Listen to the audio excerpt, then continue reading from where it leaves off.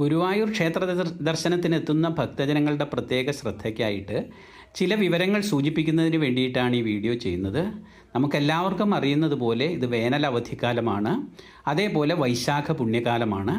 വേനലവധിയും വൈശാഖ പുണ്യകാലവും ഒന്നിച്ചു വന്നതോടുകൂടി കേരളത്തിന് പുറത്തു നിന്നും രാജ്യത്തിന് പുറത്തു നിന്നുമുള്ള പ്രവാസികളായ ധാരാളം മലയാളികൾ, മറ്റു ഭാഷകൾ സംസാരിക്കുന്നവർ എന്നിങ്ങനെ ഒട്ടേറെ പേരുടെ തിരക്കാണ് ഗുരുവായൂർ ക്ഷേത്രത്തിൽ എന്നും അനുഭവപ്പെടുന്നത്. സാധാരണ വീക്കെൻഡായിട്ടുള്ള ശനി, ഞായർ അവധി ദിവസങ്ങളിലൊക്കെയാണ് തിരക്ക് കൂടുതൽ പതിവെങ്കിൽ ഇപ്പോഴെല്ലാ ദിവസവും നല്ല തിരക്കുണ്ട്. ഏറ്റവും തിരക്ക് കുറഞ്ഞ ചൊവ്വാഴ്ച പോലും നല്ല തിരക്കാണ് അനുഭവപ്പെടുന്നത്. അപ്പോൾ സാധാരണയായിട്ട് രാവിലെ ഉച്ചപൂജ നട അടയ്ക്കുന്നത് 2 മണിക്കാണ്. ഇതിനു വേണ്ടിയിട്ടുള്ള ദർശനത്തിൻ്റെ ക്യൂ രാവിലെ 10:45 ക്ലോസ് ചെയ്തതായിട്ട് കണ്ടുവരുന്നുണ്ട്.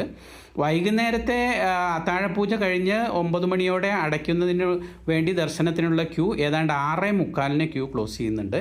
രാവിലെ 10:45 വൈകിട്ട് 6:45 ക്യൂ ക്ലോസ് ചെയ്യുന്നുണ്ട്. വൈകുന്നേരം 3:30 ക്ഷേത്രനട തുറക്കും. 4 മണിയോടുകൂടി ശിവേലി കഴിഞ്ഞിട്ട് ദർശനത്തിനുള്ള ആളുകളെ അകത്ത് വിടും.